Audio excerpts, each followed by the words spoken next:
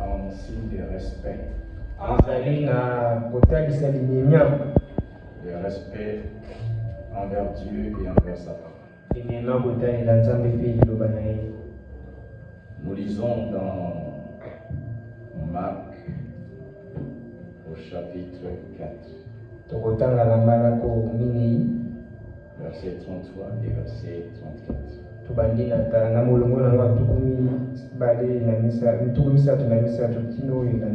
C'est par beaucoup de paraboles de ce genre qu'il a annoncé la parole, selon qu'ils étaient capables de l'entendre. Il ne leur parlait point sans parole, mais en particulier, il expliquait tout à ses disciples.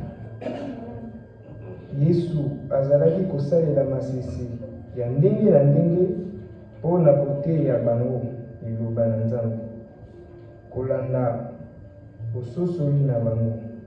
Azalaki te kosalela masese mpona koloba na bango, kasi soki atikalaki ye moko elongo na bayekoli na ye, azalaki kolimbolela makambo nyonso. Inclinons nos têtes pour la prière.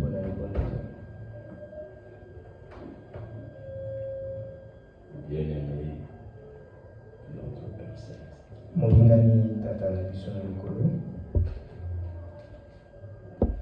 voici arrivé le moment le plus important, Seigneur Dieu, dans notre programme de l'Assemblée locale. C'est le moment d'entendre ta parole. Car sans la parole, rien n'existe. Tout ce qui existe, des visibles et d'invisibles, vient de ta parole. C'est pourquoi, Seigneur, nous nous estimons des hommes heureux et privilégiés ce matin. La grâce qui nous est accordée d'entendre cette parole qui demeure éternellement. Bénis la parole qui a été lue. Et bénis ton peuple ici rassemblé. Oh, puisses-tu maintenant, Seigneur, nous introduire dans ta sainte présence, à condition de l'agneau, au-delà du voile, dans les lieux très saints. C'est de là que tu nous parles. Alors parle-nous, Seigneur. Au nom du Seigneur Jésus-Christ, nous avons ainsi prié. Amen. Vous pouvez vous asseoir.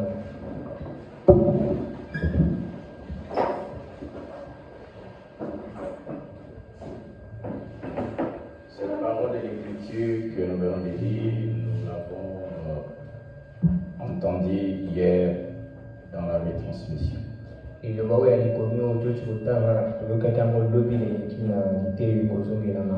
avant de pouvoir entrer dans notre sujet, nous allons dire quelque chose sur les paroles de retransmission que nous avons suivies la semaine.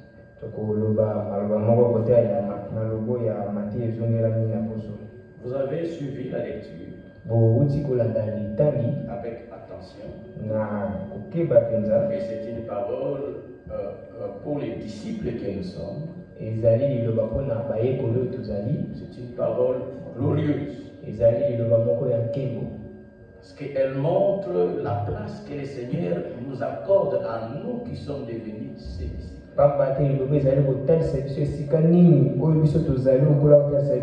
Seigneur a dit à ses envoyés, allez dans le monde entier, prêchez la bonne nouvelle, faites de toutes les nations de disciples. Mais sachez que n'importe qui n'est pas disciple. Amen. Amen.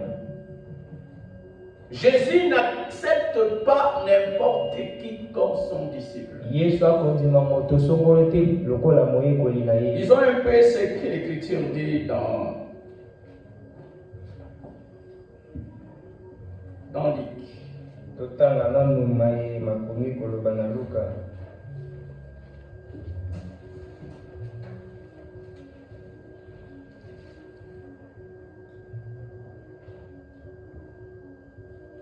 Luc chapitre 14. Pour montrer que Jésus n'accepte pas n'importe qui comme disciple.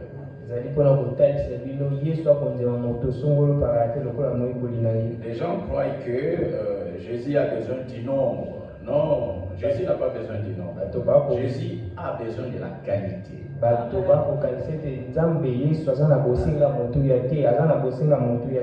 Luc chapitre 14, nous disons. Des grandes foules faisaient route avec Jésus. Chapitre 14, verset 25.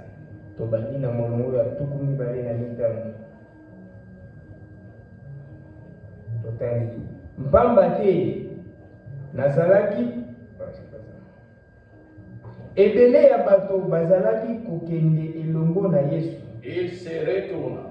Yesu abalukaki pona koloba na bango. Vous êtes ici? Vous allez awa? La Bible dit. Bible koloba. Des foules suivaient Jésus. Ebele na bato abanda kolanda Yesu. Aujourd'hui, ce matin, des foules prétendent suivre Jésus. Alors, la Bible dit, Jésus se retourna et leur dit, donc à cette foule-là. Voici ce que Jésus leur dit. Si quelqu'un vient à moi et qu'il n'ait pas son père, sa mère, sa femme, ses enfants, ses frères et ses sœurs, écoutez, et même sa propre vie, Jésus dit, il ne peut être mon disciple. Amen. Amen. Soki moto aye pa na ngai kasi alingi ngai te koleka tata na ye, mama na ye, mwasi na ye, bana na ye, bandeko na ye mibali, bandeko na ye ya basi, ezala ata bomoi na ye moko, moto ya ndenge wana akoki te kozala moyekoli na ngai. Voilà aux yeux de Jésus-Christ qui est son disciple. Tala moto oyo na miso na Nzamba kozala moyekoli na ye. Si vous n'êtes pas vous ne remplissez pas les conditions qui sont là-dedans, vous n'êtes pas disciple de Jésus-Christ. Donc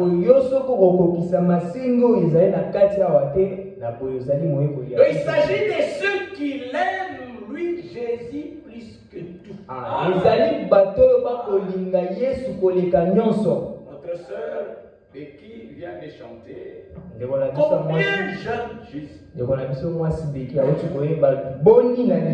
Il s'agit de ceux-là qui l'aiment. Qui l'aiment plus que même leur propre vie. Alléluia. Amen. Il dit, verset 26, et quiconque ne porte pas sa croix et ne me suit pas, ne peut être mon disciple. Jésus tranche. Il ne négocie pas. Donc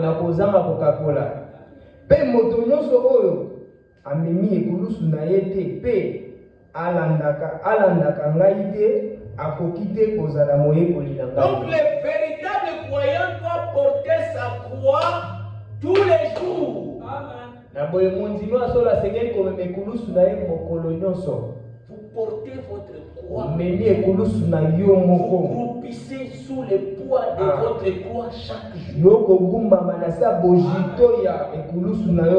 C'est comme ça que nous suivons le Seigneur Jésus. On ne suit pas le Seigneur Jésus comme les gens qui sont dans un parti de pique-nique, un parti de loisirs, un moment de distraction. Ce n'est pas ça la vérité.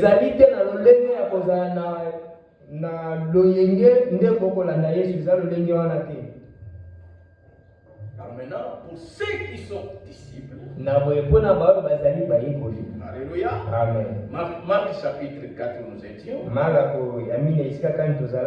Bible dit,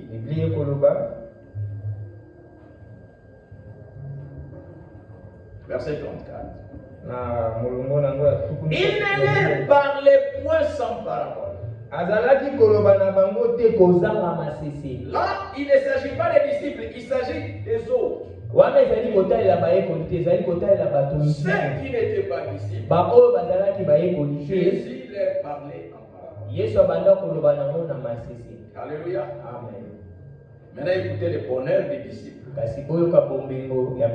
Mais, en particulier, il expliquait tout. À qui? À ses disciples.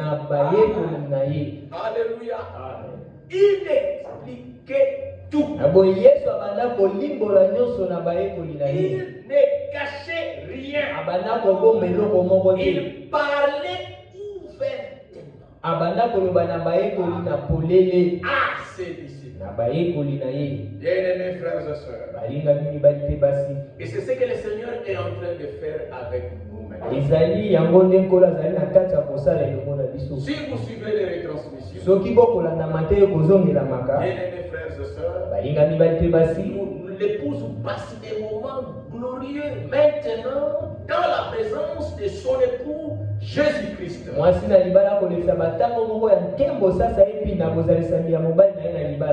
Des moments glorieux. Des moments pendant lesquels, comme nous venons de le dire, le Seigneur est en train d'expliquer à son épouse, à ses disciples, tout. Il ne cache rien. Il est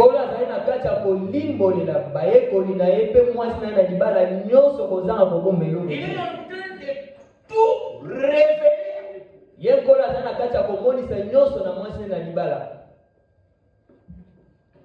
C'est ce qui se passe maintenant. Au travers des retransmissions. Jean 15, verset 15. Yohane ya mitano mulungu pe ya mitano.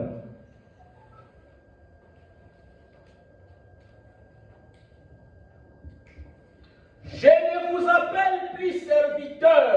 Nazali kobenga bino lisusu te baumbu. Parce que le serviteur ne sait pas ce que fait son maître. Ambate moumbu ayebaka te makambo oyo nkolo na ya kosala. Mais je vous ai appelé ami. Zokande nazali kobenga bino baninga na le Seigneur aujourd'hui nous appelle ses amis. Nkolo lelo akobenga biso baninga. Mais qui est celui qui l'appelle son ami? Kasi nani yango yekola kobenga moninga na ye? Est-ce que ce sont tous ceux qui sont ici ce matin? Nazali bato nyonso bazali na matongo lelo? Non. Alléluia. Amen. Est-ce que ce sont tous ceux qui sont ici ce matin qui sont ses disciples? Non. Nous venons de les lire. Les disciples, c'est celui qui, quand il trouve Jésus, il trouve qu'il a trouvé le plus grand trésor de sa vie.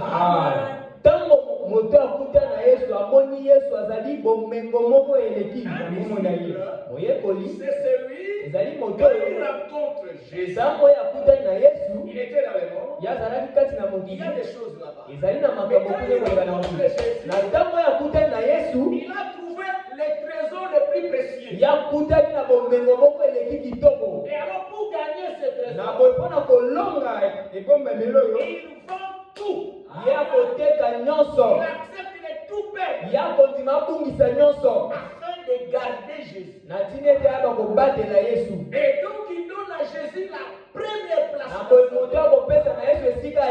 Il donne à Jésus la première place dans son cœur. Et Il aime Jésus plus que tout. Voilà un disciple.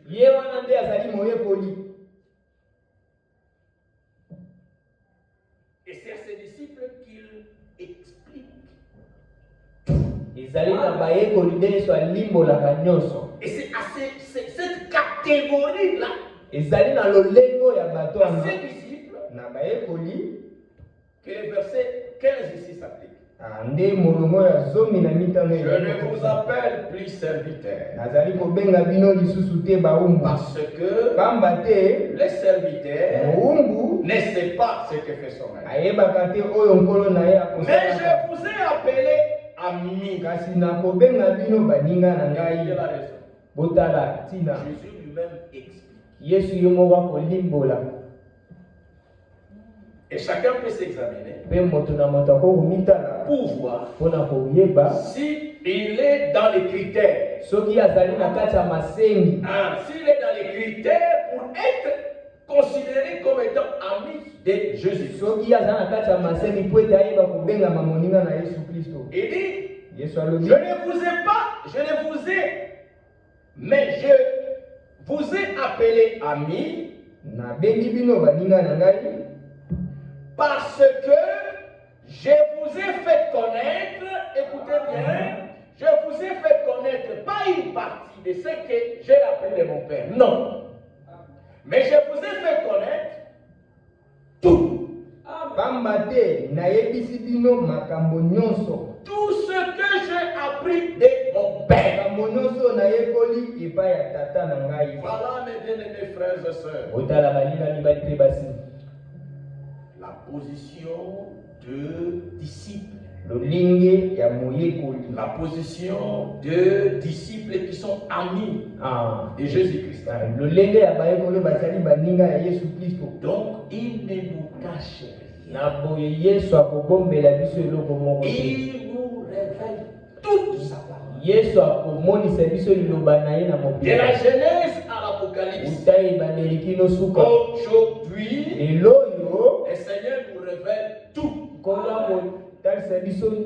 Pourquoi? Parce que nous sommes au temps de l'achèvement. Bientôt, nous allons entrer dans la perfection. Alléluia. Amen. Vous avez bien entendu les mots? Je vais vous lire une chose ici. Vous qui ne comprenez toujours pas ce qui se passe avec les retransmissions. Vous venez en retard les dimanches. Vous trouvez déjà la partie des retransmissions, elle est déjà terminée.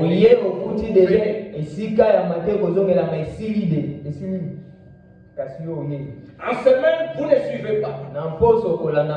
Vous ne venez pas suivre à l'église. Même chez vous à la maison, vous ne suivez pas. Mais vos téléphones là, vous les utilisez à suivre autre chose. Et vous dépensez de l'argent. Vous consommez des mégas.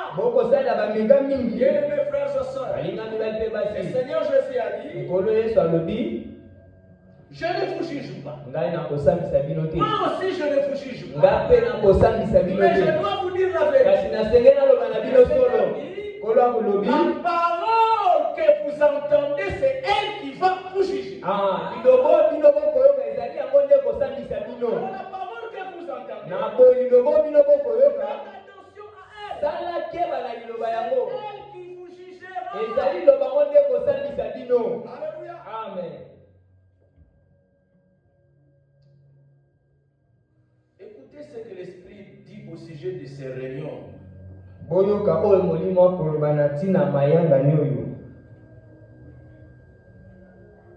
Ces réunions que les gens, il y en a d'autres qui réfléchissent carrément. Je suis un prédicateur. Un grand prédicateur. Dans cette ville de Kinshasa, on n'en a pas parlé. J'ai suivi moi. Mais pourquoi suivre les prédicateurs? Ya lobi pona nini kolanda mate ya frère Franck. Est-ce que frère Franck azali motinda na sango? Les gens ne comprennent pas Na boye bato ba kososola ce ki. que Dieu est en train de faire. Oyo Nzambe azali na kati ya kosala. Je vous dis, dans la retransmission du 15 juin ici, na lite ezongelamaki na 15 juin awa 2025, na mobu tozali ya 2025 écoutez ce que l'Esprit. boyoka oyo molimo alobi. Je dois vous dire très honnêtement nakoloba na bino na sembo mpenza que ete ces réunions mayanga nyoyo qui n'étaient en elles-mêmes qu'un fragment. ezalaki na yango moka lokola lolenge moko boye. Non, un fragment, lokola eteni ya eloko. Lokola eteni ya eloko. Qui n'étaient en elles-mêmes qu'un fragment. ezalaki lokola eteni moko ya eloko. Sont devenus mayanga yango ekomi si précieuses pour moi. motuya mpenza mpo na ngai. Alléluia. Amen. C'est lui qui comprend ce qui se passe maintenant. moto ya kososola mayo koleka Ce sasa que Dieu hivi fait maintenant. oyo nzambe akosala sasa Au hivi travers des na retransmissions. nzela mateyo kozongelama. Ces réunions de retransmission deviendront pour lui précieuses. mateyo kozongelama ekoma mpona moto wana mateyo moko ya motuya Et makasi deviendront si précieuses. ekozala mpenza na motuya. Moi, je suis votre pasteur. ngai nazali mokengeli na bino. Moi, ces réunions sont si précieuses pour moi. ngai mpo na ngai mayanga no ezali na motuya mingi mpo Moi na qui ngai. vous conduis. ngai oyo nakokamba bino Elles sont si précieuses pour moi. ezali na motuya mpe mpo na Mais ngai. vous que je conduis, ça ce n'est pas précieux pour kasi vous. bato wana kokamba mpo na bino ezali na motuya Mais te. alors, est-ce que je suis votre pasteur ou bien vous avez un autre? tuni nazali na solo mpenza mokengeli na bino to boza na mosusu. La brebis suit son pasteur. mpata kolandanga mokengeli La na ye. brebis a la foi de son pasteur. ye azali na kondima ya mokengeli na ye. Alors vous avez quelle foi? na boye bino bozali na kondima nini? Vous avez quelle foi? bozali na kondima nini?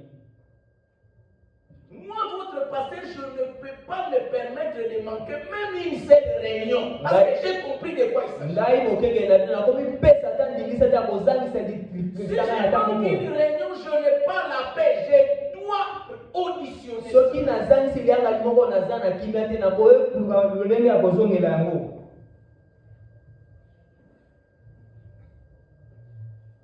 Ces réunions mayanga nyoyo qui n'étaient en elles-mêmes qu'un fragment ezalaki na kati nango ko eteni moko sont devenues si précieuses ekomi na motuya mingi pour moi mpo na ngai.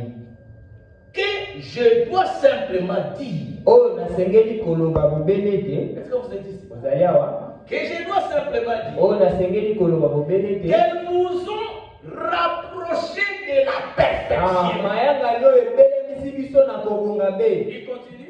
ye mosana. Alléluia. Alléluia. Alléluia. Alléluia. Des fois, na mbala mibale il crie angangi Alléluia. Alléluia. Ces réunions nous ont rapprochés de la perfection. alobi mayanga nyoyo ebelemisi biso pembe na kobonga be. Et ce sont ces réunions-là que les gens négligent. ezali nde mayanga nyo nde bato bakozwa ngo na Et ce kondangola. sont ces réunions-là pour lesquelles les gens n'ont pas le temps. eza na mayanga kati nango bato baza na ntango te mpona kolanda yango. Alors, na boye ce que l'Esprit a dit oyo molimo ya au lobi sujet de ces réunions na ntina mayanga nyoyo est donc la vérité. ezali na solo. L'Esprit a dit molimo alobi ce sont ceux qui sont destinés à prendre part à l'enlèvement qui sont connectés à ces réunions. ezali bato babongisami na kosangana lineto nde babongisami mpona kolanda Ce mayanga sont nyoyo. ceux qui sont destinés à faire partie de l'épouse qui sont connectés à ces réunions. ezali baoyo babongisami mpona kozala moko ya mwasi na nde babongisami mpona mayanga Vous nyoyo. ne voulez pas vous les na boye lokola yo bino bokolinga te koyoka mayanga nyoyo. na boye vous n'êtes pas destiné à faire partie de l'épouse de l'agneau. obongisami na kozala moko ya mwasi na libala te ampa te. C'est dit, ezali mpasi mais nous devons vous le dire. kasi tosengeli koloba na bino yango. Alléluia. amen. Nous devons vous dire la vérité. tosengeli koloba na bino solo. Donc vous jugez vous-même indigne de prendre part à yo l'enlèvement. moko ozali kobisalisa obongi te na kosangana linetwa. On vous montre clairement le chemin, bakolakisa polele mais nzela vous ne voulez pas le kasi prendre. bolingi nzela yango te. Souvenez-vous de l'écriture. bokanisa na likomi qui parle des invités pour les noces. Mais qu'est-ce que les invités ont fait? Ils ont refusé. Alléluia. Amen. Nous allons lire ça. Matthieu 22. Terminons cette déclaration.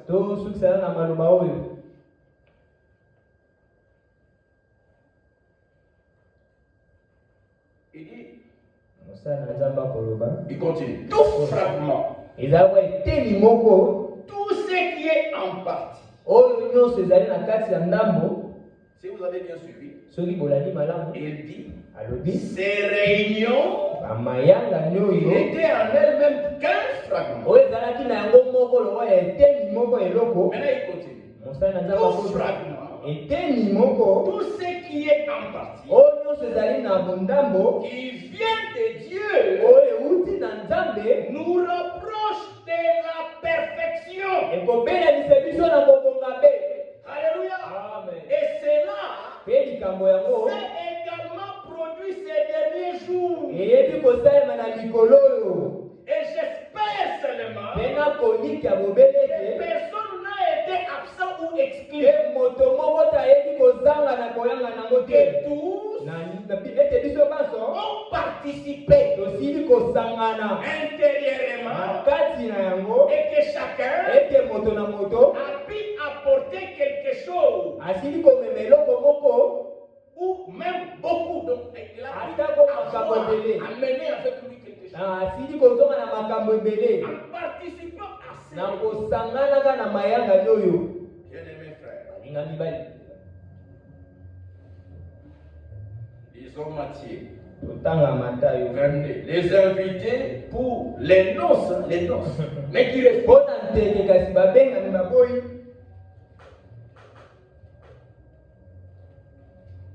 On doit presser l'évangile sans gants. On ne doit plus porter les gants. On doit plus porter les gants. Matthieu 22.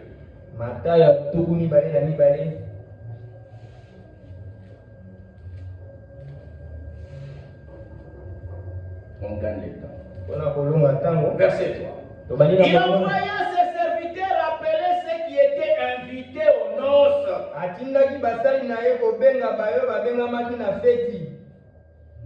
Na libala. Aux noces. Mais ils ne voulurent pas venir.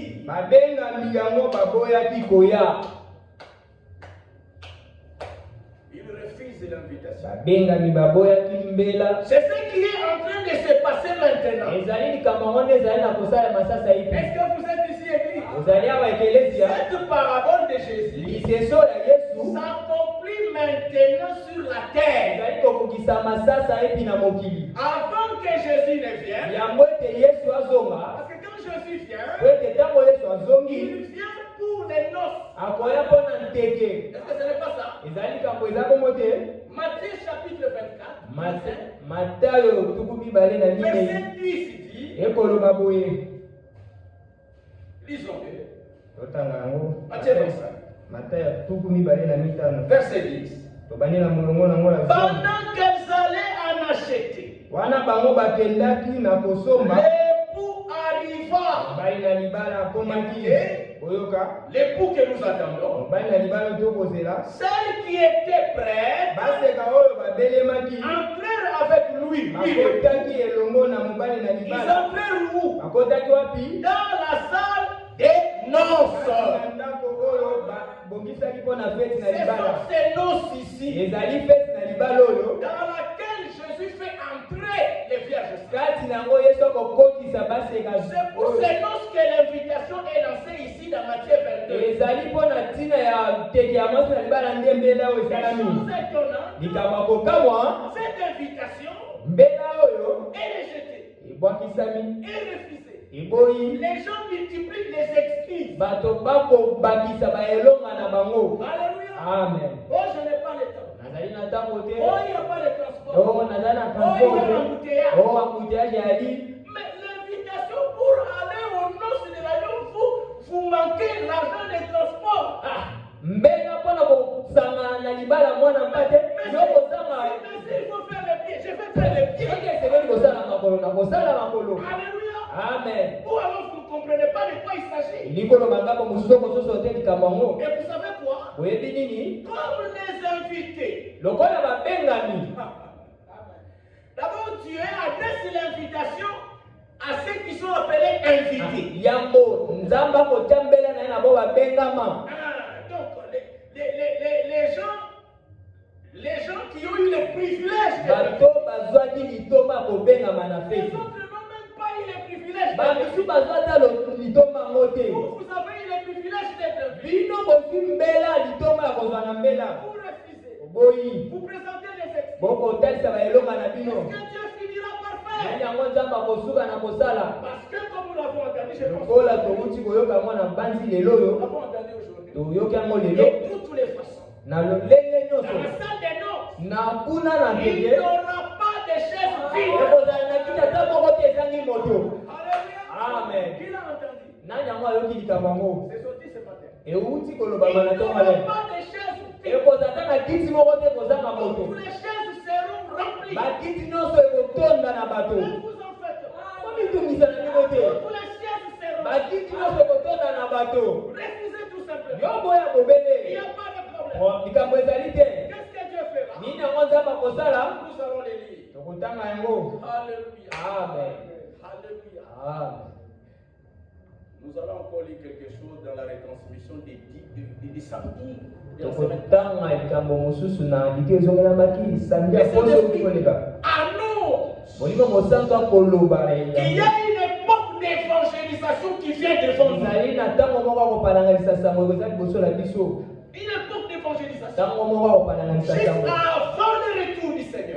ezali mpenza ya bozongi ya nkolo. Juste pene mpenza na bozongi ya nkolo. avant que la pluie de l'arrière-saison ne tombe. yango te mbula suka elanga yeba konoka. Nous sommes en train de parler de l'image de la bête. ezali na kati ya koloba na elilingi ya nyama. Quand l'image de la bête sera établie, na ntango elilingi ya nyama et ekotiama que les États-Unis vont lui donner le pouvoir na ntina ete mboka na etage na kopesa elilingi oyo ekokonzi de s'imposer. ya kotia makambo na makasi. En ce na moment-là, ntango wana mpenza frère Branham dit, ndeko bana malobi faites attention vous les pauvres. bosala keba bino mwasi na libala. Est-ce que vous êtes ici? ozali awa Faites attention. bosala Parce keba. que dans ce moment-là, ezali nde na ntango wana il y aura une visitation qui viendra du ciel ekozala extraordinaire. na kotalisama moko ekowuta na lola ya lolenge na yango. Et ça on appelle le troisième poule. nde oyo ndeko bana bakoloba troisième poule. Et pendant ce temps-là, ezali na ntango wana Dieu fera dans l'épouse des miracles qui n'ont jamais eu lieu depuis que l'homme est sur la terre. yamba kosala kati na mwasi na libala bikambo etikala kosalama te uta moto kozala na mokili. Mais remarquez, kasi botala dans ce moment-là, na ntango wana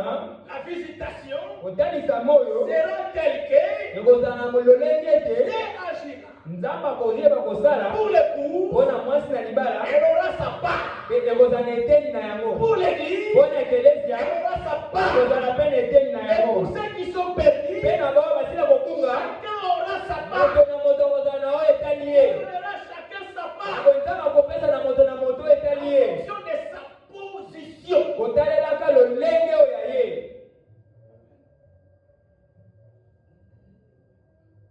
Écoutez ce que l'Écriture dit. Il ne voulut pas venir. bango baboyaki koya. Verset 4. molongola mini Il envoya encore d'autres serviteurs en disant, atindaki basali mosusu na koloba boye dites aux confiés, loba na babengami voici j'ai préparé mon festin.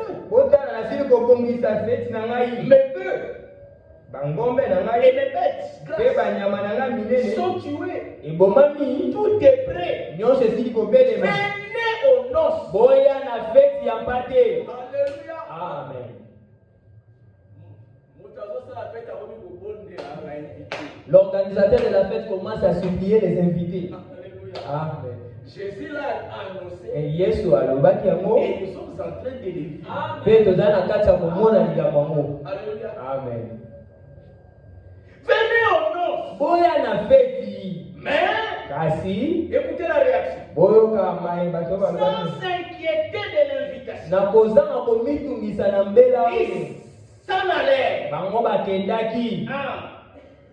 Celui-ci a son champ. Moto ailanga na ye. Celui-là a son trafic. O mosusu na misala na ye. Et les autres se saisissent de ses serviteurs. Ah, balusu basimbaki basali ya bango. Vous pouvez lire ça. Okota ngo etikali na bandapi. Molongo ya zomi. Alors il dit à ses serviteurs. Na boye Yesu alobaki na basali na ye. Puisque les invités d'honneur ont refusé. Poete bao babengamaki na feti baboyaki. Les croyants du message du temps de la fin, eux-mêmes, ils ont refusé la fête d'aller aux noces. Bandimi ya sango ya ntango na suka bango moko baboyi kokende na feti ya libala. C'est comme ça que le Saint-Esprit explique ce que nous sommes en train de lire dans la prédication du jour où Frère Franck est mort. Ezali boende molimo mosantu za na kati ya kolimbola na liteyo ya mokolo ndeko Franck akufaki. Il dit, Molimo mosantu alobi. maintenant, Sasa hivi nous assistons à un tournant. tozali kokota na mbongwana moko.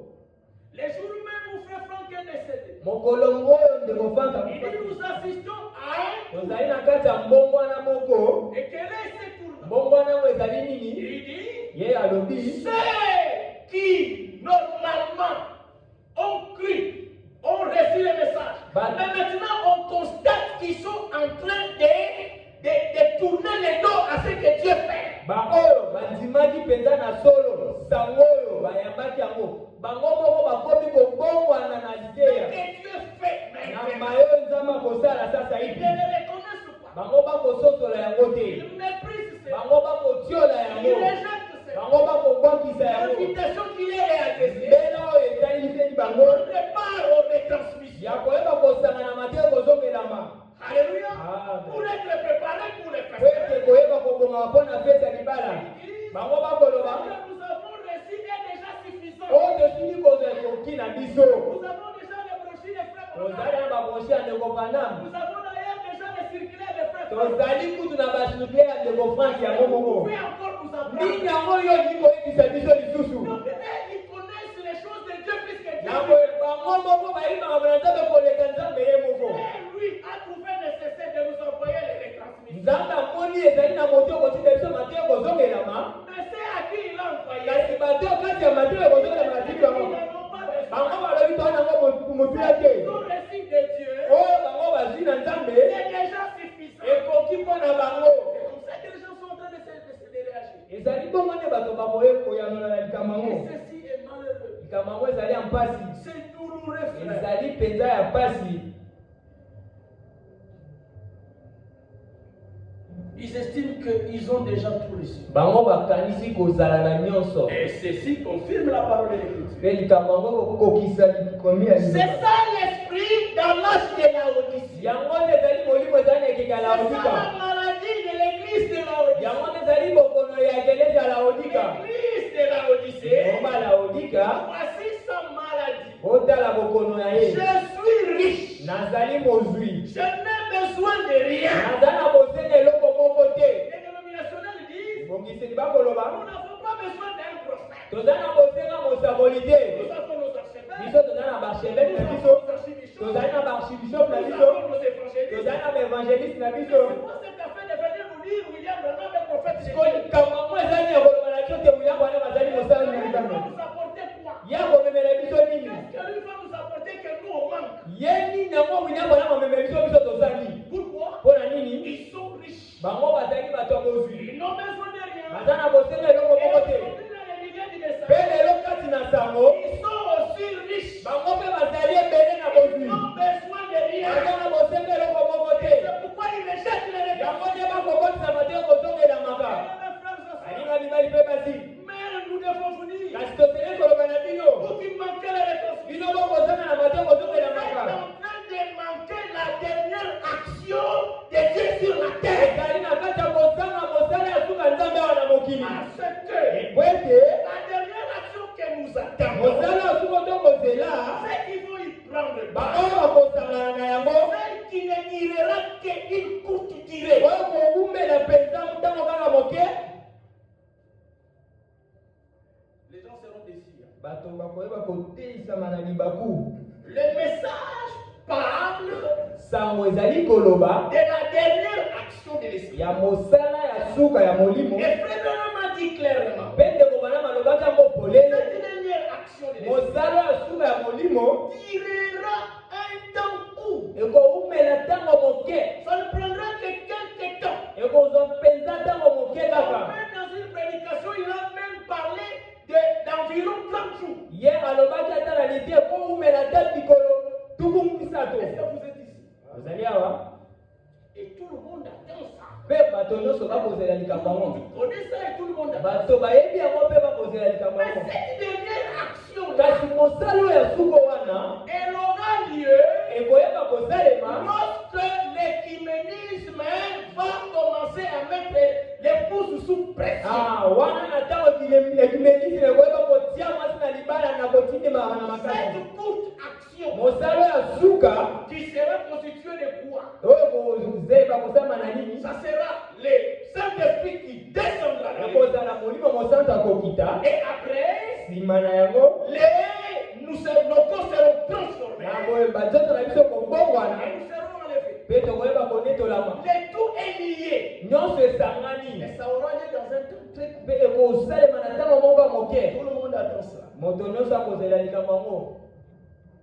Maintenant, ils ne savent pas. kasi bayebi te Que pour prendre part à cette action-là, po ete okosangana na mosala ya il suka faut wana prendre part à ce que Dieu fait maintenant. eleleli ya kokosangana wa nzambe akosala sasa Je hivi. vous dis la vérité. nakoloba na bino solo Si vous manquez, na bosoki bino ce que bosali Dieu est en train de faire, maye oyo nzambe aza na kati ya kosala sasa au hivi travers des na réclamations, nzela mateyo kozokelamaka vous n'aurez plus une autre chance. yo kozala na lolenge mosusu te. Non, ce moment-là sera arrivé. yango ntango ya mosala ya suka ekosalema L'action finale, là, mosala ya suka wana j'espère que j'aurai le temps de vous le dire. naliki ete nakozala na ntango mpona kotangela biso Quand yango. l'action finale viendra, ntango mosala ya suka ekoya elle va mettre chacun à sa place. akotia moto na moto na esika na ye. Ceux qui sont de l'époux, oyo bazali na mwasi na ils libala ne prennent pas à ce qui se fait maintenant. bakosangana oyo kosalema sasa Quand hivi. ce moment arrivera, ntango ekokoma ils prendront part à la partie qui concerne l'épouse dans ce qui bango arrivera. bakosangana na eteni ezali kotalela mwasi na libala na ntango C'est yango. après à ce moment-là, ekozala na ntango wana les te gens qui se préparaient, nde esika les gens kokosana d'entrer dans ce que Dieu fera. ntango ya koyindela na oyo nzambe C'est akosala. ceux qui prennent part à ce que Dieu fait maintenant. ezali bao bakosangana na oyo nzambe akosala sasa Ils hivi. prendront part à ce que l'époux Dieu a destiné à l'épouse en ce nde bakosangana na oyo nzambe abongisi mpo na mwasi na libala na ntango wana. Et si vous avez manqué ce que Dieu pour l'épouse, maintenant, soki yo ozali kosangana na oyo nzambe akosala mpo na mwasi na libala na et ntango donc vous êtes de la catégorie de l'église, na boyo ozali na lolenge kaka eklesi ya quand bobele. ce moment arrivera, ntango ekokoma vous prendrez part okoki à kosangana la partie qui vous concerne, mais en tant qu'église. kosangana eteni oyo ezali kotala yo kasi kozalaka La ekelesia. partie qui aura lieu pour l'épouse, vous n'y prendrez pas part. eteni oyo etali mwasi na libala yo kosangana na yango te. Alléluia. amen.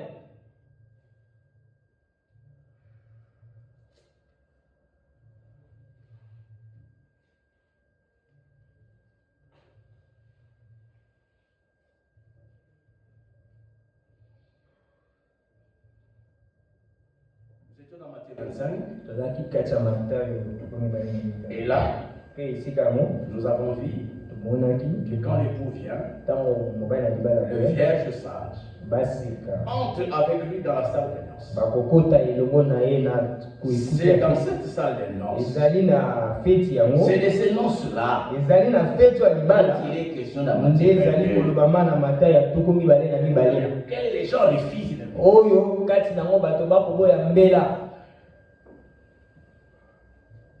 Verset 8. ezala molongo ya mama Alors il dit à ses serviteurs, na boye alobi na basali na ye les noces sont prêtes, teke esili kobelema mais les conviés n'en étaient pas dignes. kasi babengami babongaki te. Alors, comme les gens ont refusé, lokola bato baboyaki écoutez, boyoka le verset 9 dit, allez donc dans les carrefours. bokende na bisika ebele. Comment est-ce que c'est traduit là? Verset 9. Matthieu. bokende na bisika oyo ya balabala.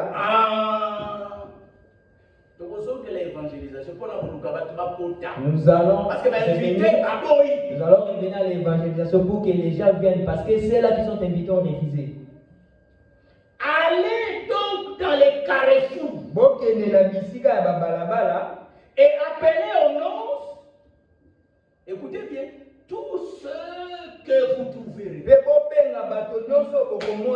Donc nous avons pas grâce extraordinaire. Dieu déversera une grâce extraordinaire.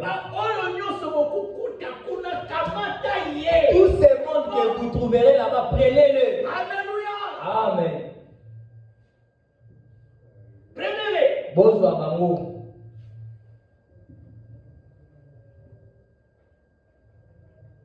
Tous ceux que vous trouverez. Ces serviteurs allaient. Basali ya Yesu bakendaki. Où? Esika kani? Dans les chemins. Na balabala. Où encore? Esika nini susu? Rassembler tous ceux qu'ils trouvaient. Basangisaki bato nyonso bakutaki kuna. Et ils ont rassemblé qui? Basangisaki banani? Méchants et bons. Bato ya kanza pe ya malamu. Tout ça pourquoi? Nyonso pona nini? Est-ce que vous êtes ici? Vous allez awa. Méchants et bons. Bato ya kanza pe ya malamu. C'est que vous trouverez. Bato nyonso bokuta kuna. Vous comprenez que les premiers invités, Bokoso sete babenga moya yambo. ce n'était pas n'importe qui. Bazalaki babenga na pambala pambala te. Des gens qui servaient Dieu. Ezaki bato bato salela nzambe. C'était des gens honorables. Ezaki bato alokumu. C'était des gens spirituels. Bazaki bato molimo. C'était des gens qui faisaient service, la profession de service. Bango alo sala pena mosala ya Et kosala Dieu nzambe. leur a adressé l'invitation en premier. Kasi nzambe apesaki na bango mbela yambo. Mais Kasi ils ont refusé. bango baboyaki. C'est ce qui est arrivé aussi avec Israël. Ezali ekomelaki Israela. La parole, Liloba l'évangile, sango leur malamu a été apporté en premier. ekomelaki bango na yambo. Ils ont refusé. Bango Israela eboyaki. Ils ont cela. Totanga yango. Dans Acte 13. Na misala batoma zomi na misato. Acte 13. Misala batoma zomi na misato.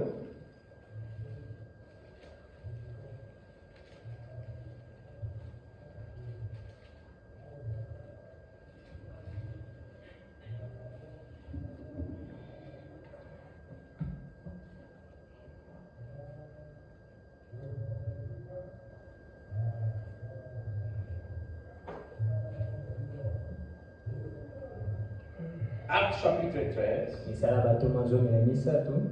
Nous lisons Tokotanga l'apôtre Paul Thomas Polo dit au verset 44 pour gagner le temps. na molongo ya tuku mine na mine mpona kolonga ntango. Paul et Barnabas leur dit. Polo mpe Barnaba balobaki na bango. Nous lisons d'abord le verset 45. Tobanda na molongo ya tuku mine na mitano. Même au verset 44 pour que vous voyez le contexte. Tobanda na tuku mine na mine. Ce que nous sommes en train de lire ici Oyo tozali na kati ya koloba awa a idée pour Israël. ekomelaki Israele. Nous venons de l'entendre. Toti koyoka Ce qui nango. se passe avec Israël se répète avec l'Église. Oyo ekoleka na Israele ekozongelama na eklezia. Et ce que nous allons lire maintenant Mpe oyo tokotanga sasa est en train de se répéter et doit se répéter selon la prophétie de l'Écriture dans l'Église. ezali na kati ya kozongelama mpe esengeli ezongama eyingebeli. Les sabbats suivants, presque toute la ville se rassembla pour entendre la parole de Dieu. Na mokolo ya sabato oyo elandaki bato ebele mpenza bayaki mpona koyoka sango malamu ya Nzambe. Les Juifs, voyant la foule, furent remplis de jalousie. Et ils s'opposaient à ce que disait Paul en les contredisant et en l'injuriant. Kasi ntango bayuda bamonaki ebele ya bato batondaki na zuwa bakomaki koloba mabe na ntina na makambo oyo Polo azalaki koloba na bango. Verset 46.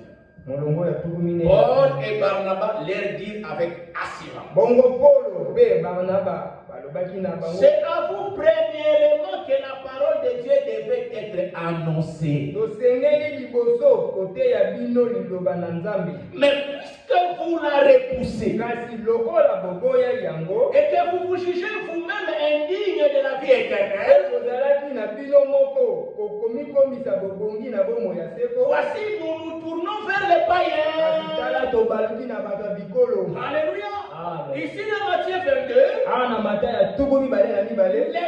l'invitation a d'abord été adressée à ceux qui étaient invités. Mbela ezalaki nanu mpona bao babengamaki na feti ya Et ils libala ont refusé kasi l'invitation. bango baboyaki C'est mbela à yango cause de leur refus de l'invitation. ezali na ntina koboya na bango ya mbela. Mais l'invitation, c'est quoi? Mbela ezali C'est nini? la parole de Dieu pour les lèvres qui vous est annoncée. ezali loba na nzambe mpona ntango La parole promise. liloba La elakama parole pour votre temps. liloba mpona ntango Ce na que bino Dieu fait en votre temps. oyo nzambe akosala na ntango na Cela bino vous est annoncé. oyo esakolami bino Vous avez rejeté. bino bobwakisi yango Refusez l'invitation. oboyi mbela na bongo Alors, comme ils vous ont refusé l'invitation, lokola bango baboyaki mbela nous venons de lire dans Actes des Apôtres. lokola tozotango na misala C'est à basoma vous premièrement que la parole devait être annoncée. yango ezali na bino nde liloba esengela koteyama Vous l'avez rejeté. lokola bino bobwakisaki yango Nous venons de païens. biso tobaluki na bato ya C'est bikolo ce que nous avons là-bas dans Matthieu chapitre 22. ezali oyo toza nango na mata ya tuku mibale na Nous mibale allons nous tourner vers les gens dans l'église. tokobaluka na bato na babalabala Parce que ceux qui sont des croyants ont refusé de croire ce que Dieu fait po maintenant. ete bao bazali bandimi baboyi kondima oyo nzambe akosala sasa hivi. Alléluia. Amen. Et comme ce sont des gens lokola ezali bato que nous allons chercher dans la rue, oyo tokoluka na babalabala c'est-à-dire des gens qui n'ont pas encore cru, na boye ezali bato oyo nanu bandimi nous te devons commencer par le commencement. tokolinga kobanda na Nous ebandeli devons commencer par l'évangile. tosengeli kobanda na kopalanganisa sango malamu. Alléluia. Amen. Vous voyez, frère, omoni bandeko écoutez ce que frère Branham dit. boyoka oyo ndeko banama koloba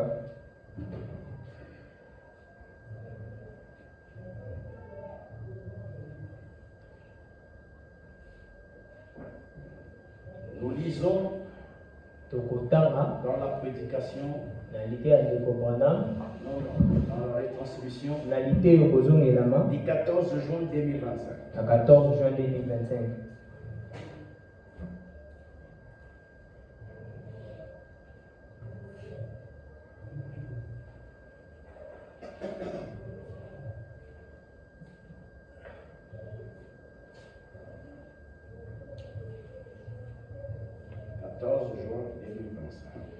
Oyo ezongelamaki ya mokolo 14 juin ya mobu tozali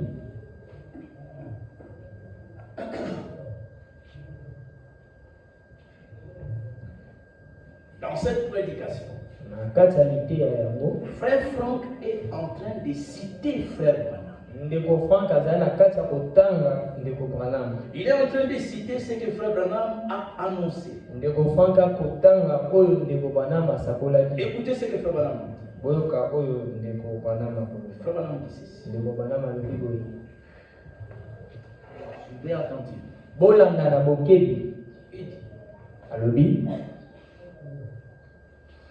remarquez frère, botala bandeko suivez attentivement. bolanda na bokebi. Vous allez voir comment tout ce que nous avons eu à vous exposer ici sur le pape, ici des États-Unis, et ce qui va arriver après lui, curieusement, c'est de cela que le Saint-Esprit a parlé dans la retransmission du 14 juin 2025. Les choses qui vont arriver après l'élection du pape ici des États-Unis. Et vous pensez que ça, c'est vraiment du hasard?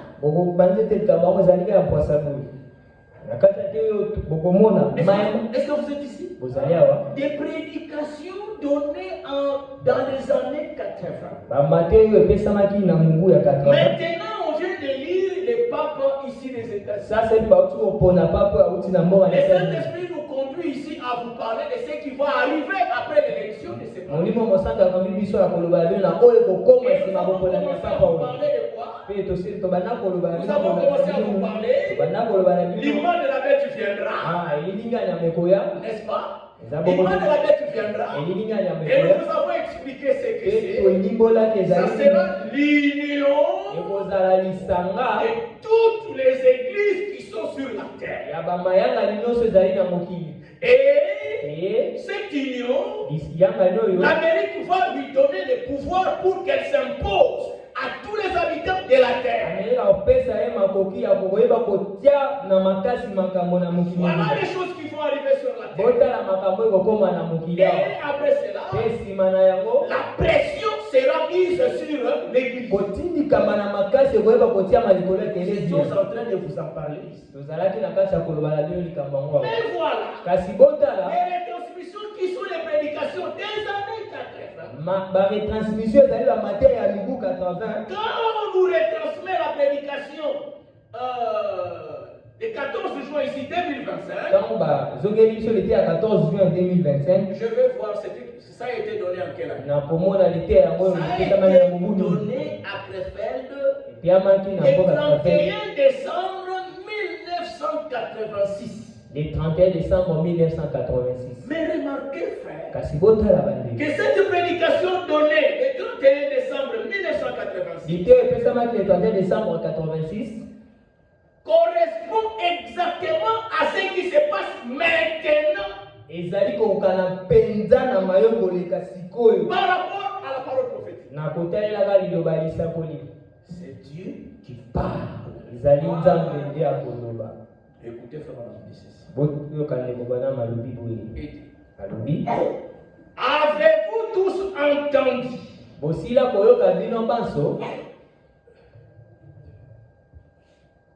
excusez-moi, je vais commencer un peu plus bas.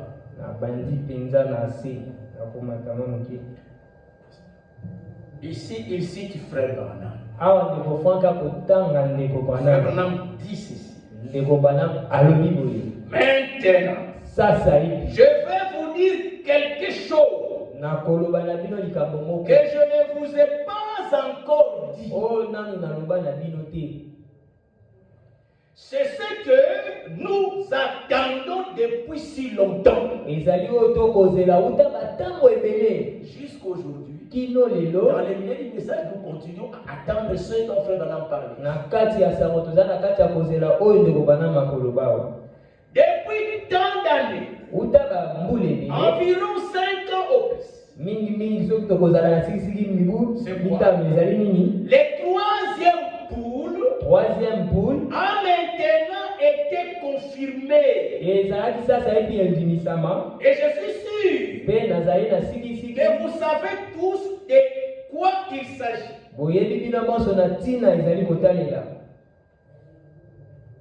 N'oubliez pas qu'il n'y aura pas d'imitation. Quand le troisième poule commencera, cela ne pourra pas être imité. Dieu fera en sorte que cela ne soit pas possible que ça soit imité par qui que ce soit. Alors il continue. Il dit, n'oubliez pas qu'il n'y aura pas d'imitation. Cela ne peut pas être. Il est maintenant présent. Le troisième poule. Et j'ai été informé que ce qui s'est déjà partiellement produit se produira très bientôt dans son intégralité. Est-ce que vous suivez? Il dit le troisième poule s'est déjà produit partiellement dans son ministère. Mais nous attendons que le troisième poule se produise dans son intégralité. Dans son intégralité.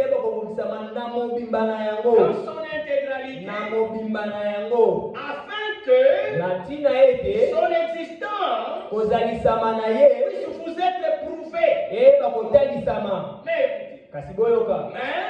il ne sera pas efficace de manière significative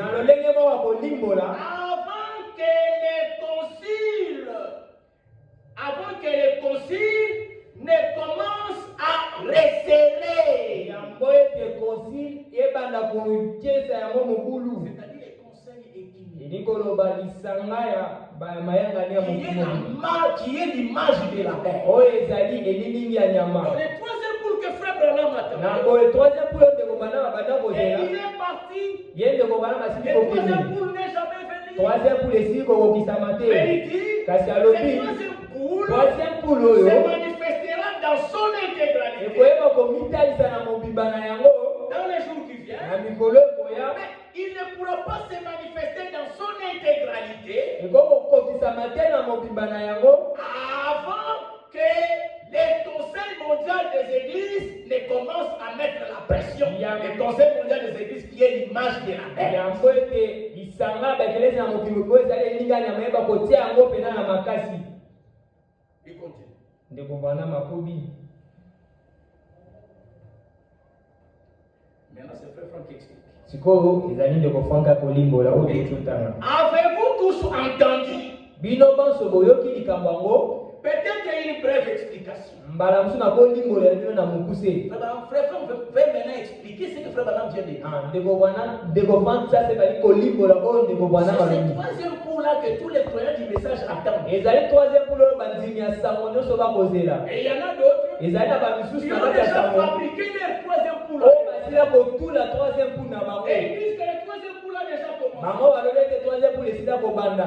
Parce que il faut quelques miracles. Bakomona mwa bikamwisi moko esika Et somolo les bakala. miracles en question, Mpe bikamwisi oyo bango c'est le bakoloba. seul homme qui les fait. Ezali bobele moto moko na Le kosala yango. troisième coup quand il sera là, Na bo troisième pour na ntango ce akozala. sera pas le miracle pour votre pasteur. Ekozala bikamwisi teka mpo na mokengeli na bino te. Le miracle pour les apôtres. Ekozalaka mpo na bantoma te te. Dans l'église tout entière. Ekozala mpo na ekelezia na mobimba na yango. Se laissent séduire parce qu'ils ne connaissent pas le plan. Bato bakomi ntina koshimisa mpo ete bayebi mwango na nzambe te. O troisième pour la déjà commencé. O mbula suka samba esila kobeta. Peut-être une brève explication. Mbala musu na kolimbola bino na mokuse. Frère Branham avait le ministère évangélique, Eko bwana bazali na lotomo kopalangalisa sango. le ministère doctrinal Lotomo ya kolakisa. et le ministère prophétique. Pe lotomo ya kosakola. Il a appelé ces trois phases, Ya bengaki biteni misato oyo. le premier poule, le deuxième poule et le troisième poule. Premier poule pe ya mibale pe ya misato. Suivez frère, Bolanda bandeko. nous ne pouvons pas faire autrement. C'est ça le message. Tokosala lolenge mosusu yango nde ezali sango.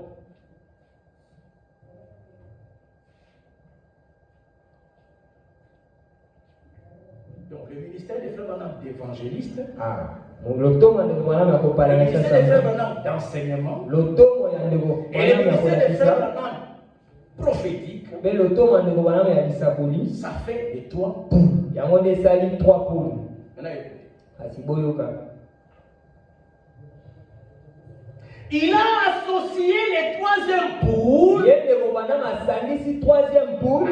Pour frère Branham, le troisième poule c'était quoi? Mpona ndeko bwana 3e poule ezalaki nini? Vous êtes ici. Ozali awa.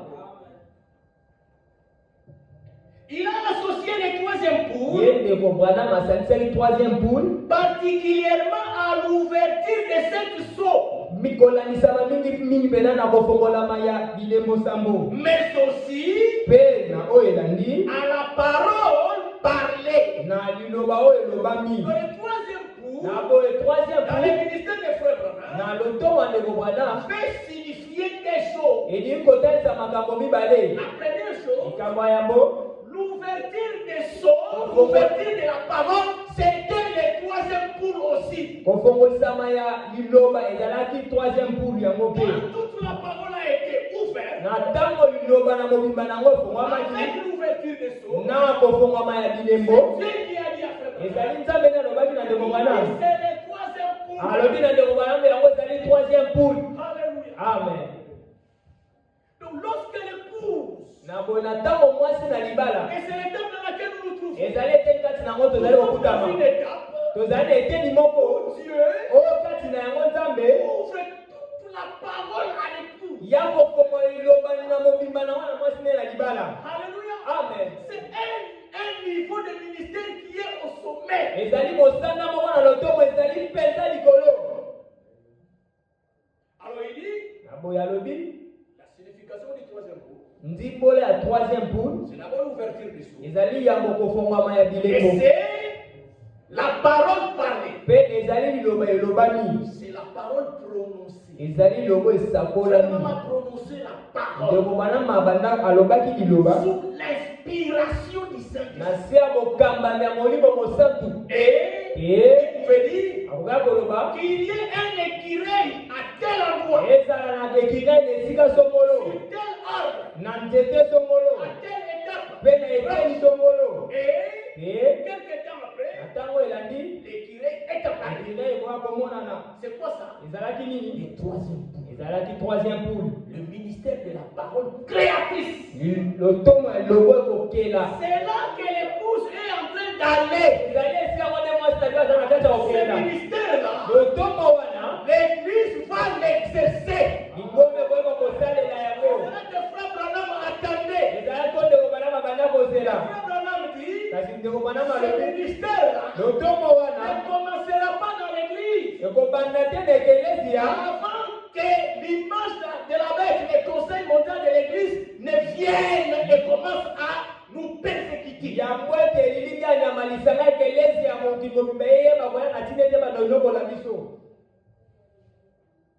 Maintenant, il continue.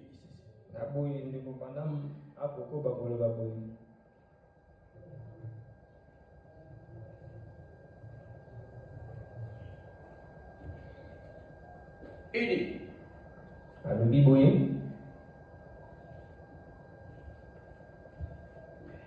c'est Frère Branham ici, il reprend encore Frère Branham.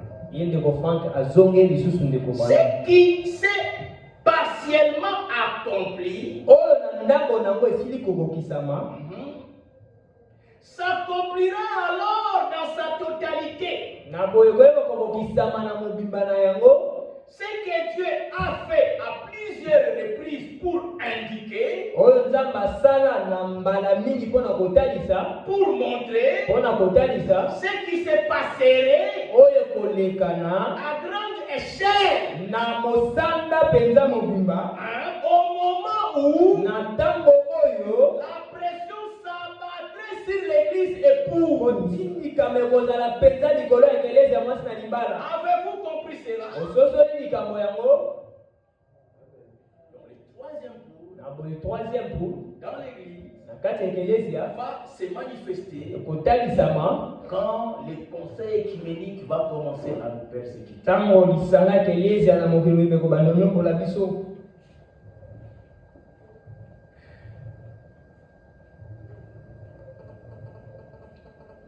Ici, il dit encore ceci. Il insiste sur la même pensée.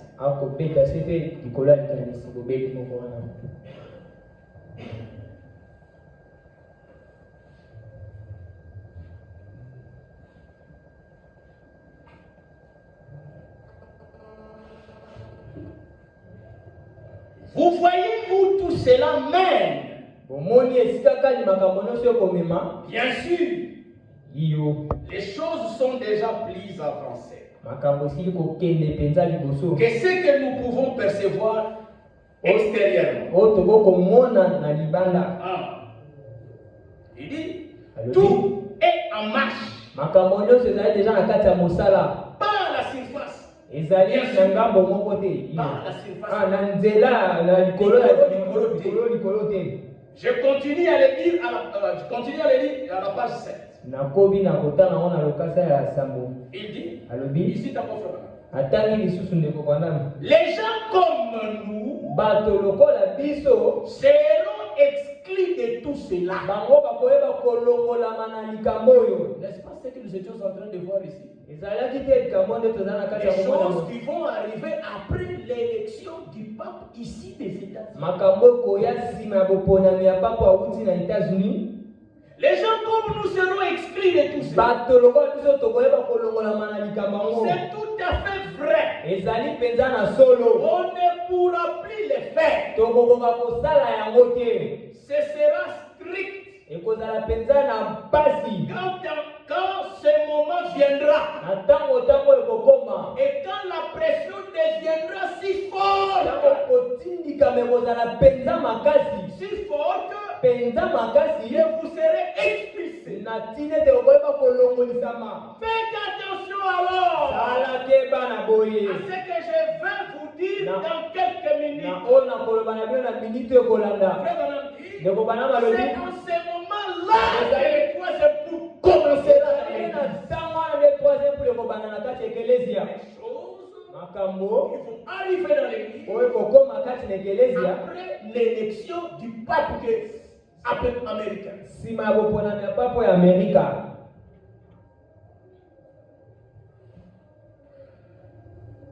Donc nous nous approchons du troisième poule. Na botozali ko belema na troisième poule. Est-ce que c'est amen? Nous nous approchons maintenant du troisième poule. Vous allez ko belema ça c'est Frère Branham ne l'a pas vu. Ndeko bana mamona ki troisième poule. Kasi biso nous nous en approchons. Toko belema na donc ça sera là. Kala mingi te kozala wana. Remarquez les liens. Kasi botala boyokani. Dans l'image de la bête, les conseils qui me dit qu'il va commencer à exercer la pression. Alors,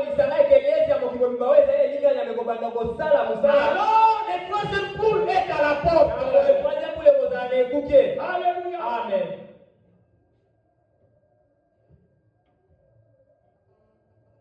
Pour terminer cette citation. Maintenant, il dit ceci. Ici, je vous demande de me donner votre attention parce que ce qui va être dit ici est très grave. C'est ce que je suis en train de dire. Si vous manquez ce que Dieu fait maintenant, vous n'aurez pas part au troisième poule dont nous sommes en train de parler.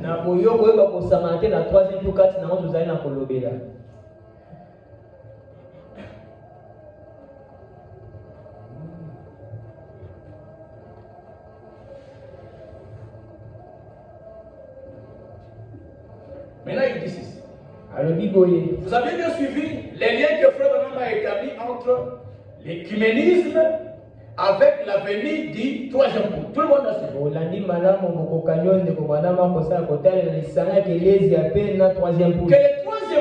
Que le troisième poule viendra dans l'église. Seulement quand l'écuménisme commencera à exercer la pression, nos églises seront fermées, nous serons exclus. Alors, attendez de voir le troisième poule. Troisième poule, kobenda mato kotindika mana ekelezia pe koyeba kokanga biso nde na tanga mo troisième poule koyeba. Voyez donc que tous les troisième poules dont on a parlé dans les messages qui ont eu lieu avant la pression, ce n'est pas les troisième poules. Okomona ete troisième poule le mama yango te likambo kisama ezali ya solo te. Beaucoup ont eu les troisième poules. Ebele basela kozwa oya bango troisième poule. Ce n'est pas les véritables. Kasi ezali troisième poule ya solo te. Les véritables. O troisième poule ya solo. Par l'état seulement. Ekomona na bobele. L'écuménisme va fermer nos églises. Na tango lisanga keleza mokili bobano kanga bekeleza na biso. Yango te likambo koma. Il n'y aura pas de troisième poule. Eko troisième poule kozala te. Attendons. Tozela. Et soyons patients. Kozala motema mulayi. C'est que l'heure de Dieu sonne. Kinete tango na nzambe koka. Et l'heure de Dieu sonnera quand? Na tango konga na nzambe kobete ozala tango nini? Il nous donne un signe clair. Pe molimo santo kopesa biso elemo na polele. Quand la pression sera exercée. Tango kotindika mekoyeba kosalema. Une orientation claire, il n'y a pas moyen de se perdre. Kokamba moko ya polele kotinda kokukoza te. Lelo si tu ressuscites 1000 morts, ata yo la mwisi bato mkoto. Ça ne va même pas me bousculer. Yango koyeba kokungisa ngai te. Alléluia. Amen. Tu ressuscites 1000 morts. La mwisi bato même si c'est comme des morts d'il y a 50 ans. Ata bawe yango bakufa mibu tukulita leleki. C'est ça le troisième point. Olobi na ngai yango de troisième pour ndeko abeli. Ne crois pas ça. Soki yo ndimi yango te. Tu n'as pas enlevé. Yo kozia kokonetela Tu mate. ne mourrais pas. Yo kozwa ngai te na likambo yango. Je crois que William Branham est un vrai prophète. Kwete ndio kotimeta William Branham azali kosali ya nzambe kosokola solo. Ya sakolaki. Les papes ici des États-Unis. Papa kouta na mbongo na États-Unis. Nous l'avons vu avec nos yeux. Tomoni yango na miso na biso. Yende ko bana masakolaki. Conseil écuménique. Lisanga ekeleza mokili mokili. Eko kanga bekeleza na biso. Tokomona yango na biso na biso. Ezali nde na ntango wana. Dieu répandra sa puissance dans l'église. Nzambe akoyeba kosopa molimo na ye kati ekelezia. Pas avant. Ya mote. Est-ce que c'est clair, église? Likambo yango ezali polele ekelezia. Parce qu'après on va apprendre. Ape nsima tokoyeba koyeba. Une sœur était ici. Ndeko mwasi moko Un akozala. frère qui était ici. Ndeko mobali moko Il azalaki va awa. s'appuyer quelque part. Oyo abandi omonela esika moko. Et là-bas, Mpe kuna il voit des songes. akomona limonono babikamiseli Hapo moja limono Ils le. ont pris le troisième coup. Bango babili komi troisième pour na bango. Et les gens courent après les choses. Pe bato bako kima sima ya makambo. Nous allons apprendre que l'un de nous ici a quitté. Tokoyeba ete moko kati na biso alongo Il est allé quelque part où ces choses-là se passent. akende siko makambo kosalema. Si cela vous arrive, Soki likambo komeli yo. c'est la montre tout simplement. Ini kotalisa na Et polele. quand ces choses étaient enseignées, Tango makambo ezala na kati ya kolakisama. vous n'avez pas cru. Yo ndimaki te. Ou bien vous n'étiez pas là. To pe ozalaki na esika Quelle moko. est l'importance d'être à l'église chaque jour? Tala motu ya kozonekeleza mokolo yiso. Je vous ai envoyé dans le groupe. Natilelaki nio na bagroupe ya WhatsApp. Il faut répondre à un frère Ndeko fanga kolanda na ndeko moko. qui vient lui poser la question. Oyo atuni ndeko fanga Tu mutuna. peux m'expliquer? Ndeko fanga okoli bolela ngai. Expliquez ceci. Okoli bolela ngai kamboyo. Ndeko fanga alobaki na ye. Sans être impoli, Kozanga kozala moto ya zangi libiega je ne te. peux pas te répondre. Ngana koyanolo te ndeko.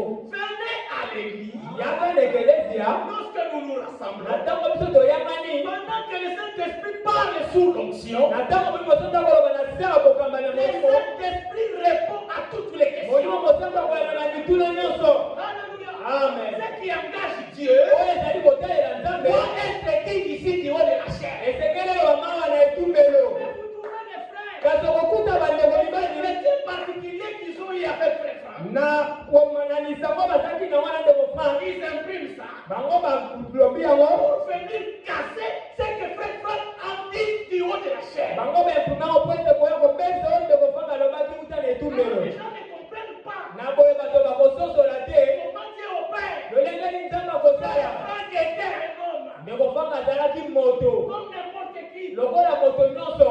Alléluia. Amen. Quand il est du point de Ntango ye vue, ezali na etumbelo c'est là que le ministère s'exerce. ezali na esika ngo nde lotongo ezali kokokela mosala. Parole sort sous l'esprit. ezali na ntango yango nde lilobe ekobima na se bokambami ya molimo. Alléluia. Amen.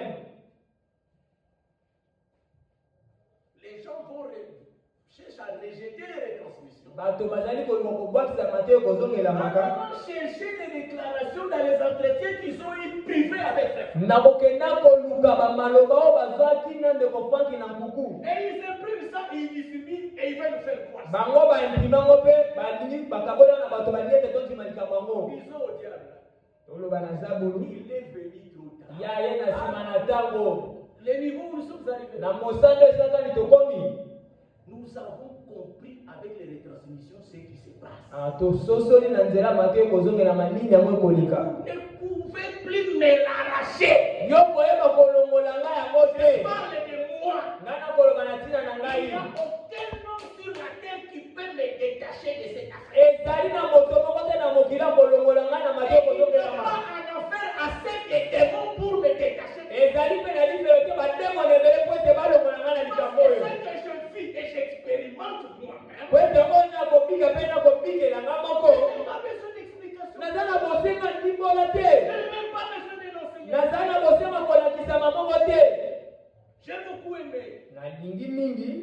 cet exemple. Je suis en train de terminer. naza na kati ya kosukisa. Ce que j'avais prévu de vous le dire, oyo nabongisaki ete naloba na je bino. ne l'ai pas dit. nalobi yango te. Tout ce que je prévis de dire ce matin, je ne l'ai pas dit. makambo nyonso nabongisa mpe naloba na bino natoma nalobi yango te. Et comprenez donc que ce n'est pas moi qui vous parle, c'est Dieu qui vous amen. parle. bososola malamu ezali ngai te nakoloba na bino ezali Nzambe koloba. J'ai beaucoup aimé cette expérience. na lingaki mingi libiki oyo. Un monsieur mbuta mutu moko prétendument considéré comme un athée. ye bakomonaka ye mozangi kondima. Il y a un qui m'a dit que Nzamba existe.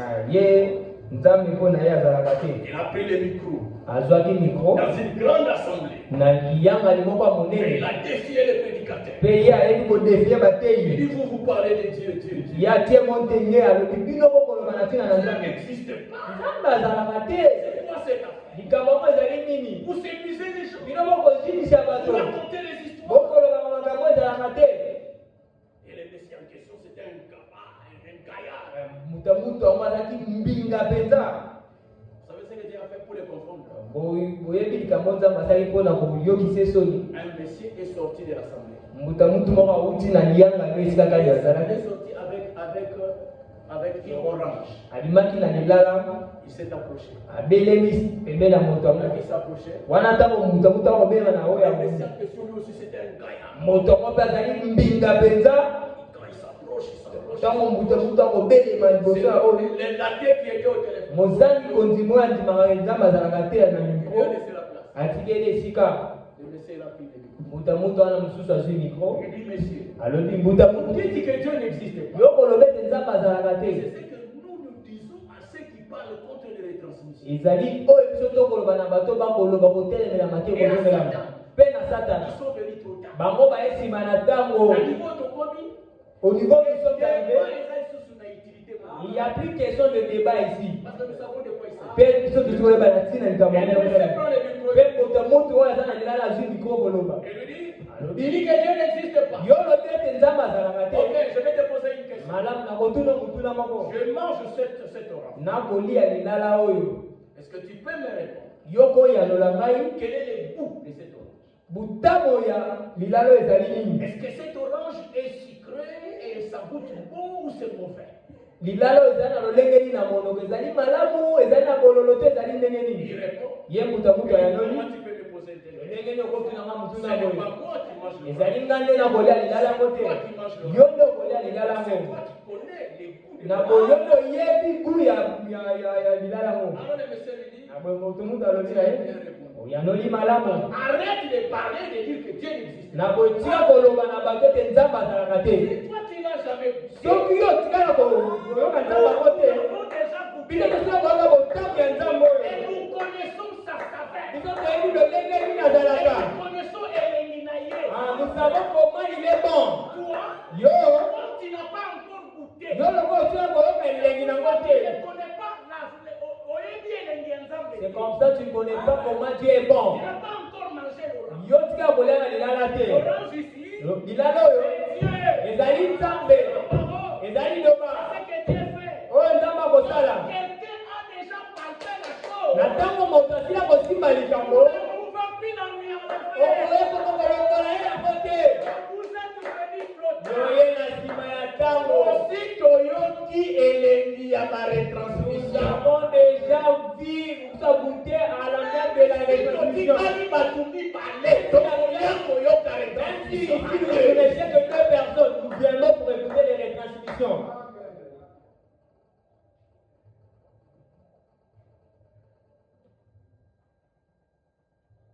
Terminons par ça. Ne ne manquez pas ça.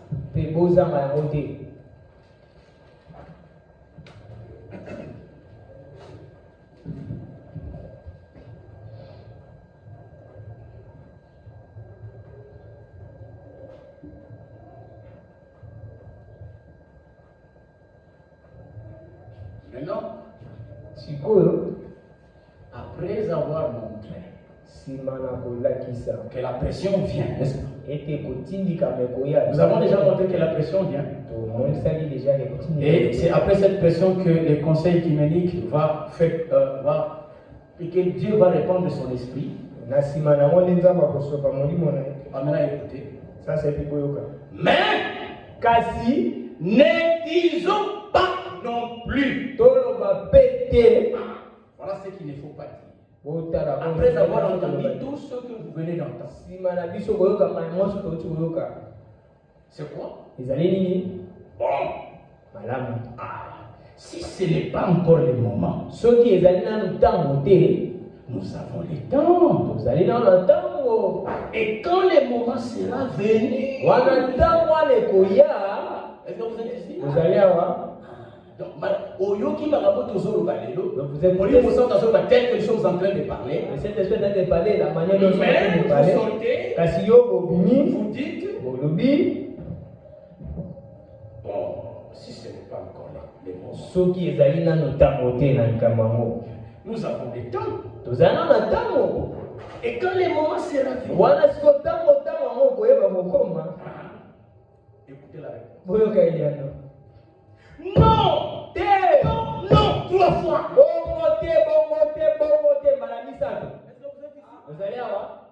Les choses que nous sommes en train de vous dire ne sont pas à prendre à la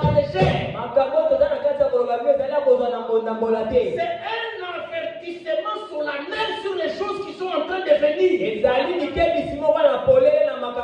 c'est pour que chacun prenne ses dispositions, je dis bien maintenant.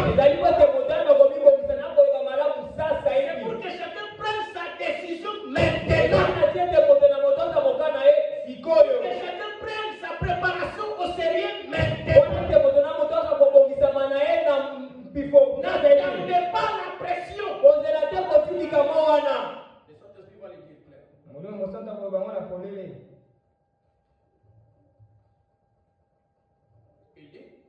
Il dit non, non, non.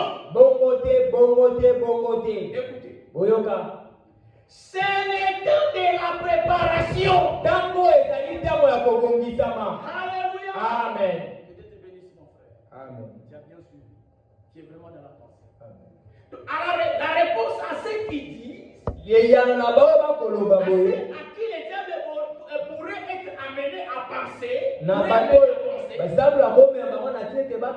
oh, ce n'est pas encore le temps. Le Saint-Esprit vous dit non, non, non, ne pensez pas comme ça. Ne commettez pas cette erreur.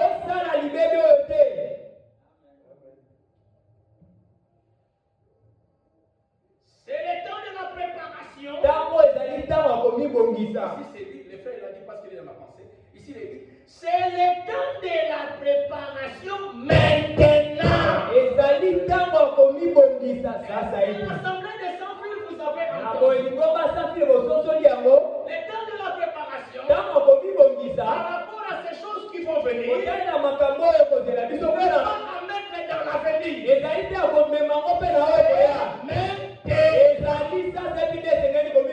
Maintenant que vous devez prendre la décision de vous rapprocher de Dieu comme jamais dans votre vie. C'est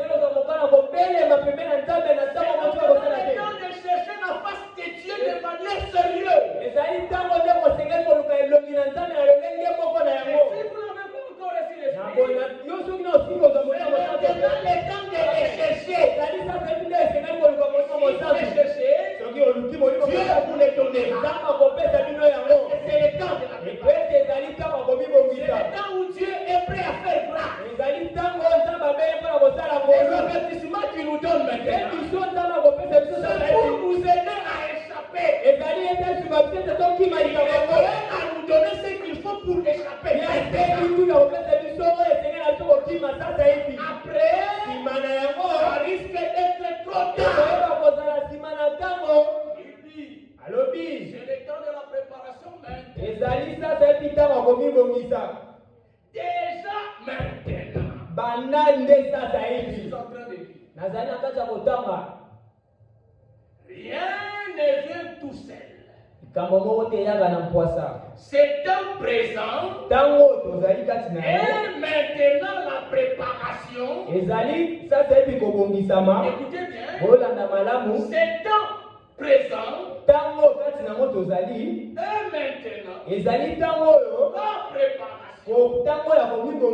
Au temps qui va venir. Amen. Est-ce que ce n'est pas clair?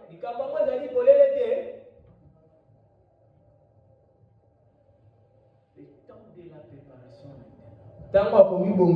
C'est le temps de la préparation pour les temps qui va venir. Soko raté pour se préparer. Si toi tu manques à te préparer maintenant, c'est fini, on vous a la prête. Et si tu ne seras pas prêt là-bas. Vous voyez les bien-aimés frères. Et c'est dans les retransmissions que ces choses sont dites.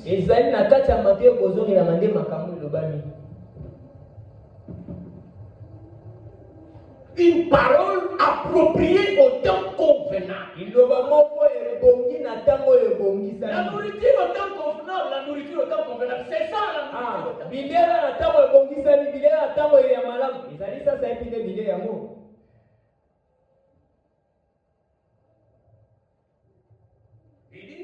Il dit, il poursuit. Et nous ne devons pas rater la liaison. tosengeli te kozanga kosangisa moyo. Écoutez cette pensée. Boyoka. Et nous, après avoir dit ces temps de préparation, et les temps de préparation pour les temps à venir, il dit,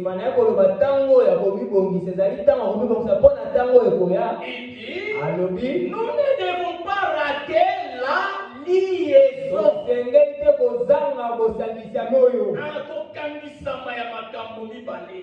La liaison de quoi? Entre quoi et quoi? Qui peut répondre à la question? Les temps de préparation et celui qui est pas. Ok, que le Seigneur. Amen. Amen. La liaison entre les temps actuels qui est le temps de préparation et le temps de préparation actuel prépare au temps à venir. Il y a une liaison. Ne manquez pas cette liaison. Si vous manquez la liaison, il y aura des voyages. Si tu manques le voyage, dans les choses naturelles, c'est le voyage de ça. Ce qu'on appelle l'avion de correspondance. Vous allez aux États-Unis, mais vous n'aurez pas un avion qui vous prend du Congo directement aux États-Unis. Vous allez prendre d'abord un avion qui va t'amener à Bruxelles. Maintenant, à partir de Bruxelles, tu vas maintenant prendre la liaison. Un autre avion qui va se relier au premier voyage que tu as pour t'amener maintenant à Washington. Voyage pour Washington nécessite que tu prennes des avions. Maintenant, si tu rates la liaison entre ces deux avions, est-ce que vous êtes ici? Vous allez voir? Si vous ratez L'avion de Kinshasa à Bruxelles, vous vous ne pourrez pas prendre l'avion de Bruxelles à Washington parce que l'avion de Bruxelles à Washington vous attendra à Bruxelles. Vous devez d'abord arriver à Bruxelles pour prendre l'avion de Bruxelles à Washington.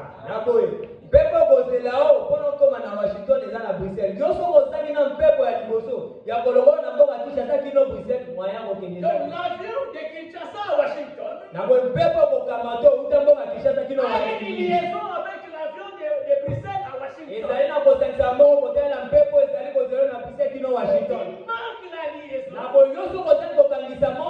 manques la destination. C'est cela qui est question.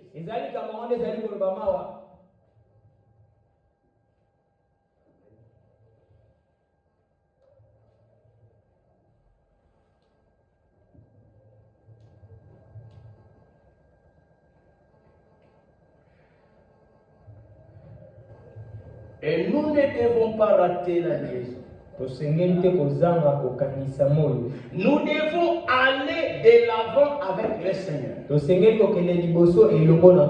Avons-nous bien compris cela? Je pose la question à l'Assemblée des Saints. Avons-nous bien compris cela? Il dit, sinon, nous pourrions effectivement dire,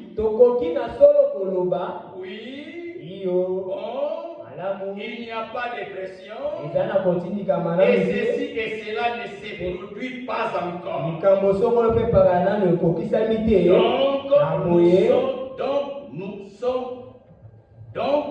Nous sommes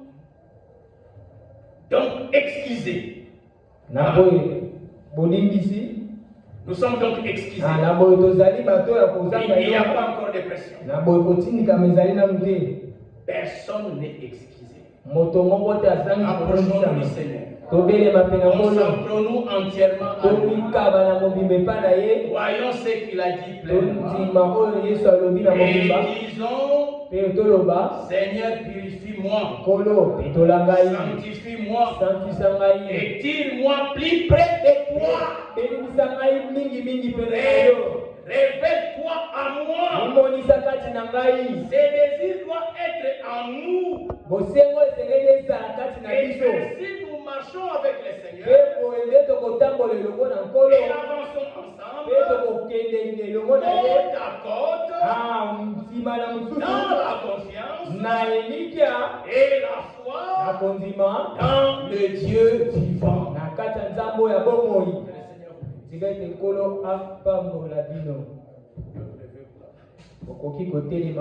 vous bénisse.